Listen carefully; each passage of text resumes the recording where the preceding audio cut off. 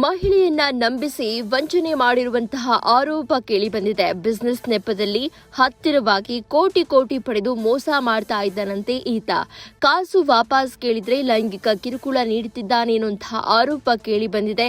ಲೈಂಗಿಕವಾಗಿ ಬಳಸಿಕೊಂಡು ಮೋಸ ಮಾಡಿದ್ದಾನೆ ಅಂತ ಹೇಳಿ ಉದ್ಯಮಿ ವಿಮಲ್ ಎಂಬ ವ್ಯಕ್ತಿಯ ವಿರುದ್ಧ ಗಂಭೀರ ಆರೋಪವನ್ನ ಸಂತ್ರಸ್ತೆ ಮಾಡಿದ್ದಾಳೆ. ಹಣ ಪಾವತಿಸಿ ಅಂತ ಹೇಳಿ ಕೇಳಿದ್ದಕ್ಕೆ ಲೈಂಗಿಕವಾಗಿ ಟಾರ್ಚರ್ ಕೊಡ್ತಿದ್ದಾನಂತೆ ಈ ವಿಮಲ್. ಹಣ ವಾಪಸ್ ಬೇಕಾದ್ರೆ ಹೇಳಿದಂತೆ ಕೇಳಬೇಕು ಅಂತ ಹೇಳಿ ಕಿರುಕುಳ ಕೊಡ್ತಾ ಇದ್ದಾನಂತೆ. ಸಂತ್ರಸ್ತ ಮಹಿಳೆಯ ವೈದ್ಯ ಸ್ನೇಹಿತೆಯ ಮೂಲಕ ಈತನ ಪರಿಚಯ ಆಗುತ್ತೆ. ಪರಿಚಯದ ನಂತರದಲ್ಲಿ ಆತನ ಜೊತೆಗೆ ಒಂದಷ್ಟು ಹಣಕಾಸಿನ ವ್ಯವಹಾರ ನಡೆಯುತ್ತೆ.